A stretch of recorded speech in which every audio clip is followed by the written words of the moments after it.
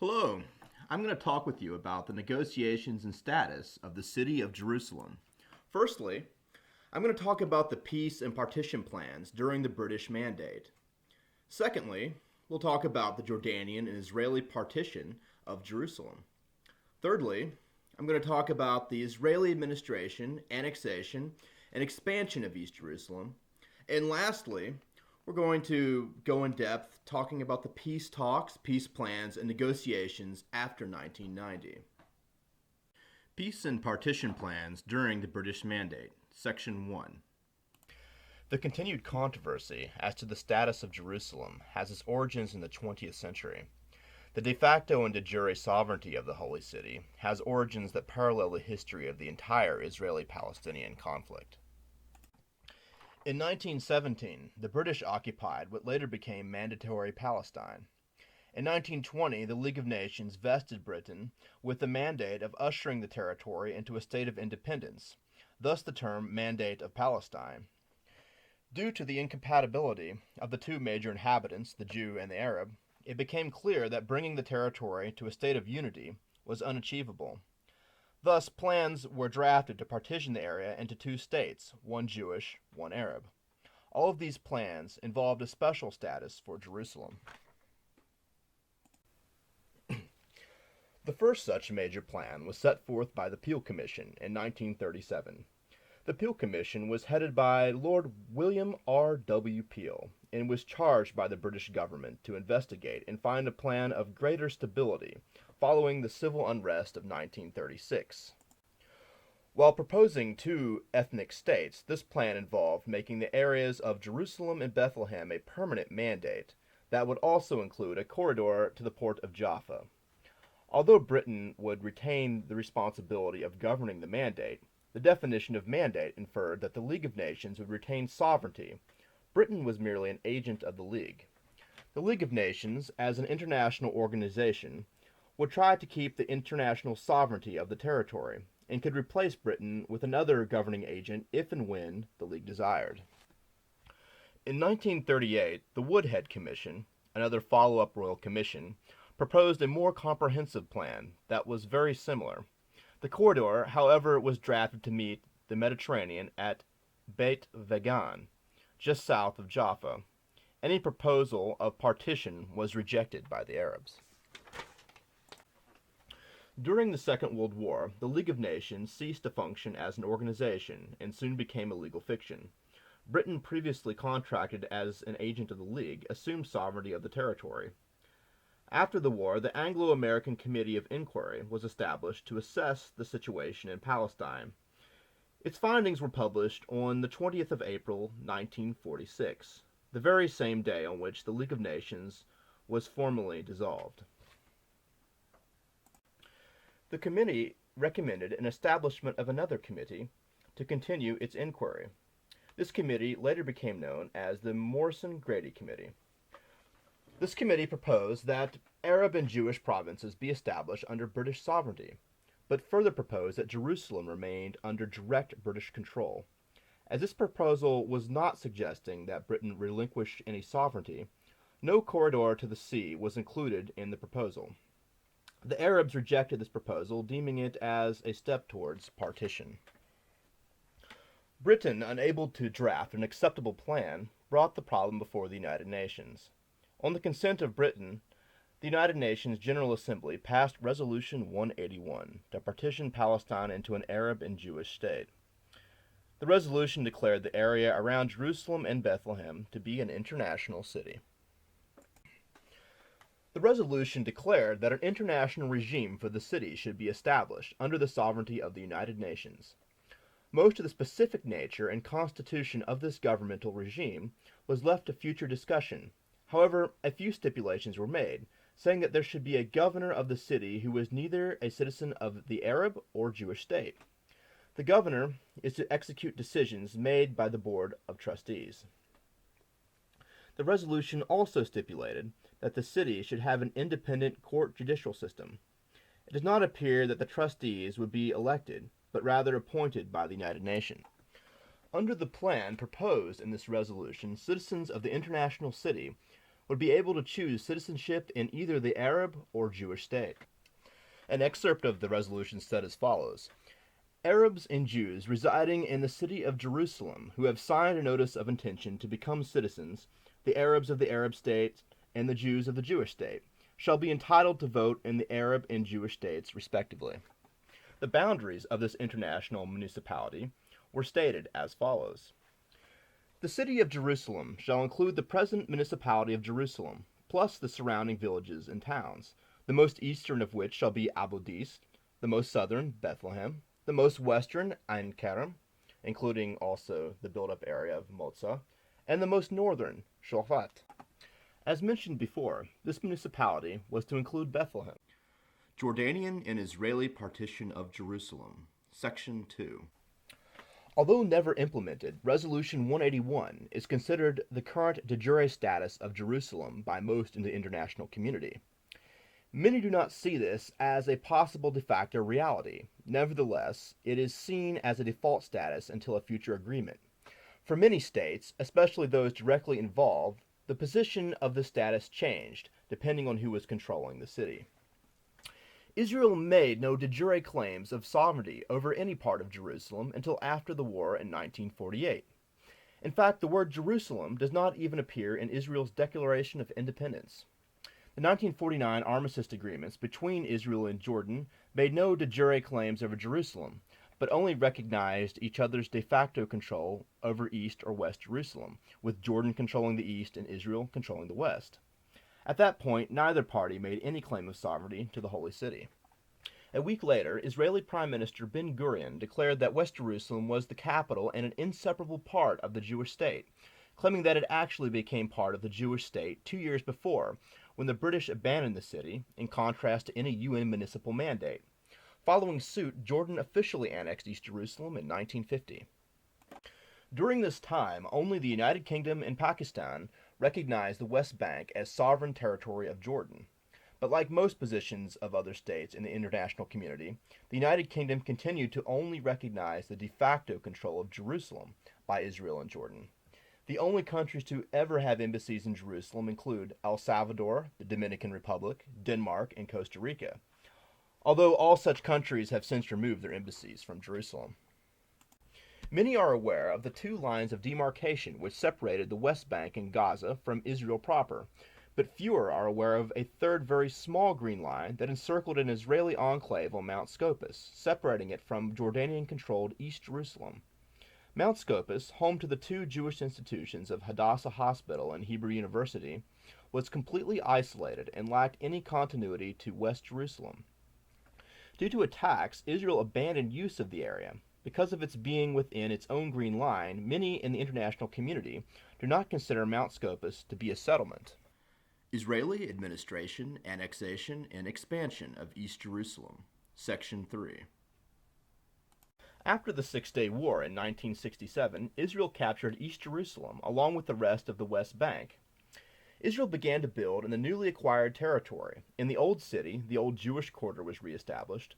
Jewish communities in other parts of East Jerusalem then began to build in two separate categories of projects, the Latch neighborhoods and the Ring neighborhoods.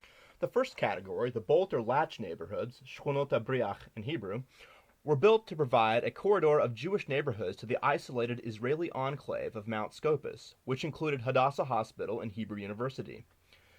These communities are contiguous to West Jerusalem and to each other, and create a relatively compact strip of land. The first new Jewish neighborhood in East Jerusalem outside the Old City to be built was Ramat Eshkol, established in 1968 to 1970. French Hill, established in 1968, was also built to complete the strategic junction. Other communities in this block include Ma'alot Dafna, established in 1972, and Givat Mivtar, established in 1970. The other category of neighborhood, the Ring neighborhoods, Shchonot HaTabaat, were built around East Jerusalem under a broad general category that encompasses all other Jewish neighborhoods in East Jerusalem to form a symbolic ring. These neighborhoods are not usually contiguous to West Jerusalem or to each other. The first neighborhood in this category was the old Jewish settlement of Neve Yaakov, established in 1970 to 1972, that was rebuilt on the road to Ramallah, where it had been abandoned in 1948. To contain this settlement within Jerusalem, the city limits were extended north to encompass it. Then Gilo, established in 1971 to 1973, and East Talpiot, established in 1973, were built to the south in the city. Gilo is often seen as a strategic barrier to the geographic continuity of a Palestinian state, as it is located directly in front of the Bethlehem access to Jerusalem. To the northwest in East Jerusalem, Ramot was established in 1974, just north of Highway 1. In 1975, the Jerusalem suburb of Ma'ale Adumim was established. In 1982, Pisgat Ze'ev was established to the north in East Jerusalem, located south of Neve Yaakov. The central district of Pisgat Ze'ev was completed in 1984, an eastern and northern district in 1990, and a southern district in 1998. Today, Pisgat Ze'ev is the largest neighborhood in Jerusalem. In 1995, the Haredi community of Ramat Shlomo was established in East Jerusalem, just north of the city center. Then in 1997, another settlement of Har Homa was established just to the east of Gilo, creating a further barrier to Bethlehem. Prior to Israel's independence in 1948, much of the land had been purchased by Jews, and this lost land was regained after the Six-Day War. However, some of the land was still legally entitled to Arabs. Not only was this particular settlement controversial due to its strategic proximity to Bethlehem, but even the many Jewish owners had to be dispossessed by making a state claim of eminent domain. Additionally, many environmentalists argue that this land should remain as open land. In 1980, under Prime Minister Begin, Israel officially annexed East Jerusalem, declaring all of Jerusalem to be its undivided capital. The unification of Jerusalem remained somewhat non-negotiable during the peace process of the early 1990s. Peace talks, peace plans, and negotiations after 1990, Section 4. During the Madrid Peace Conference of 1990, the U.S. pressured Prime Minister Shamir to put Jerusalem on the table. Shamir objected and even prevented Palestinian delegates of East Jerusalem from attending. These two delegates, Hanin Ashrawi and Faisal Husseini, were initially scheduled to be part of the joint Palestinian-Jordanian delegation. But since Shamir did not recognize them as citizens of Palestine or Jordan, he saw their symbolic presence as problematic to united Jerusalem. Later in 1992, Israeli Prime Minister Rabin agreed that Ashrawi and Husseini could participate in talks, but Jerusalem continued to remain off the table for the most part throughout the 1990s. The general idea of dividing Jerusalem was, and still is, unpopular among the Israeli public. Thus, most of its remaining off the table was part of a general strategy of discussing issues on which both sides were more willing to concede ground. The strategy was to avoid sensitive issues and to keep the momentum of the talks going. This is not to say that theorists did not continue to propose plans, but most of such plans did not come to the table. As there are over 200 peace proposals involving Jerusalem, only those seriously considered during talks are those of significance that are noted here.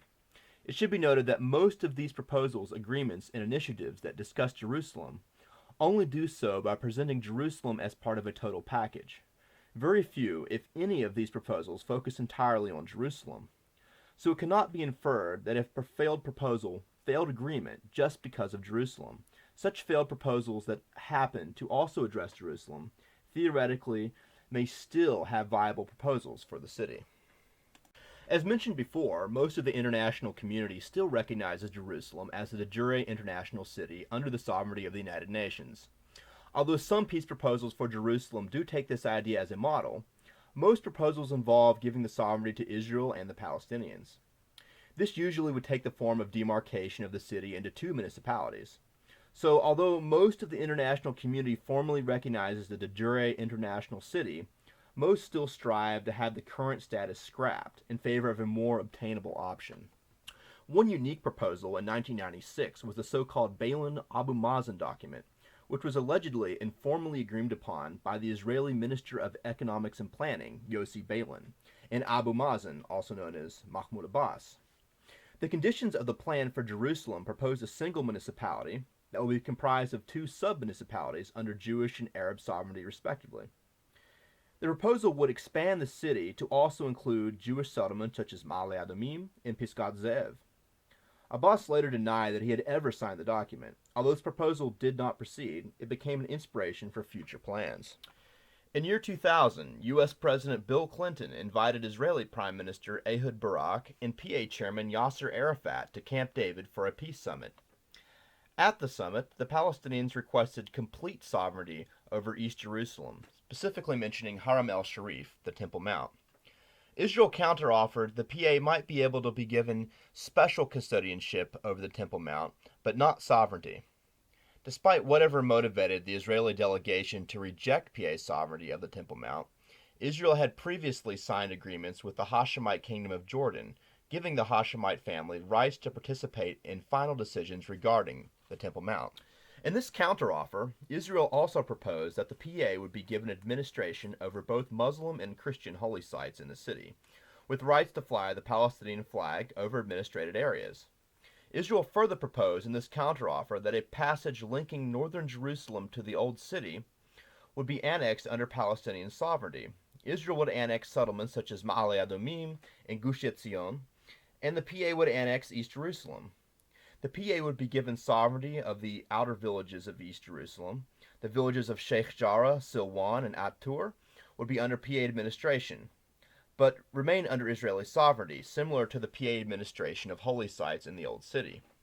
The PA rejected this proposal, citing that Israel did not respect the Green Line and did not give Palestinian complete sovereignty of administrated areas. Due to the failure of the Camp David Peace Summit, in December 2000, the White House proposed what became known as the Clinton Parameters. These parameters also addressed Jerusalem.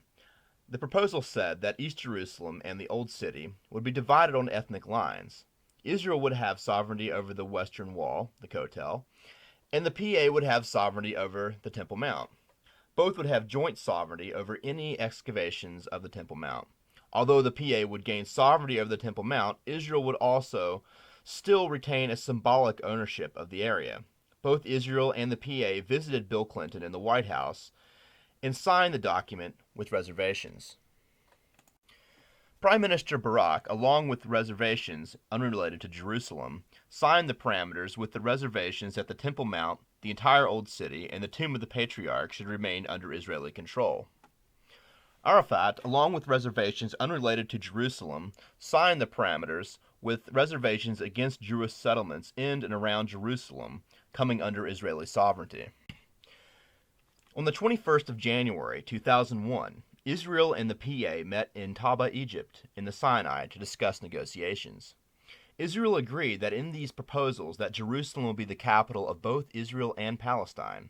Although previous discussions spoke of establishing sovereignty, both sides seemed to agree that the issue could not be resolved, and most of the discussion of Jerusalem regarded administration. Israel agreed that the Muslim holy sites would be administered by the PA and Jewish ones by Israel. Again, the issue of sovereignty of the Temple Mount was unresolved. To provide common ground on which to talk about administration apart from sovereignty, the mutual concept of an open city was presented, a concept in which one agrees to acquiesce to foreign rule without relinquishment of sovereignty. During the Second Intifada from late 2000 to early 2005, peace talks eventually subsided. However, in 2002, the Arab League met in Beirut to propose a Saudi peace proposal. The proposal simply asked for complete Israeli withdrawal to the 1967 lines, and Israel in return would be recognized by the Arab states. The Saudi peace initiative did not deal exclusively with Jerusalem, but simply asked to withdraw from East Jerusalem. A key figure, Arafat, conveniently did not attend the meeting. Due to the current conflict of the Intifada, such a proposal was ill-timed and lost momentum it might have had. In 2007, the Saudi peace initiative was readopted at the Arab League summit in Riyadh. PA Prime Minister Ismail Haniyeh abstained, while PA President Mahmoud Abbas voted in favor of the proposal. This peace plan does not really present a comprehensive peace plan for Jerusalem, but simply sweetens the deal by adding possible international Arab recognition. Israel, however, has largely rejected the plan due to its insistence on the right of return of Palestinian refugees to Israel. U.S. President Bush's plan, entitled Roadmap for Peace, is perhaps even less comprehensive for Jerusalem. His proposed peace plan simply mentions further negotiations for Jerusalem as part of the third phase of his three-tier plan. Under the Obama administration, the Kerry Plan, proposed by Secretary of State John Kerry, also simply mentions that East Jerusalem should be the Palestinian capital, but does not mention any further specifics regarding issues such as settlements. Due to the overwhelming unpopularity of dividing Jerusalem among Jewish Israelis and the formal annexation of East Jerusalem, the perception and terminology for settlements in East Jerusalem is quite different than settlements of the West Bank. In fact, due to its annexation, Israel no longer considers East Jerusalem part of the West Bank, which is not annexed, but remains as occupied administrative territory. The term used for settlements of the West Bank, hitnechaliot, is not used for settlements in East Jerusalem. Such communities in East Jerusalem are simply referred to as neighborhoods, shchunot, as other neighborhoods in West Jerusalem. Such neighborhoods, in technical usage, as previously noted, may be referred to as latch neighborhoods, shchunot habriach, or ring neighborhoods, shchunot atabaat. Most Palestinian residents of Jerusalem live under a somewhat unique status. With the exception of a handful of Arabs, such as those of divided Beit Safafa, which resided in West Jerusalem, Arabs in Jerusalem generally have refused Israeli citizenship. Such objecting Arab Jerusalemites are usually given resident status, which entitles them to most rights as an Israeli citizen. However, their voting rights are limited to local municipal elections. Most of these Arabs, however, choose to boycott local elections anyway, causing Arabs not to be proportionally represented in the municipal government. Thusly, there has been a disproportion of city services and infrastructural improvements disfavoring Arab communities. East Jerusalemites also have somewhat paradoxical sentiments as to their desired status.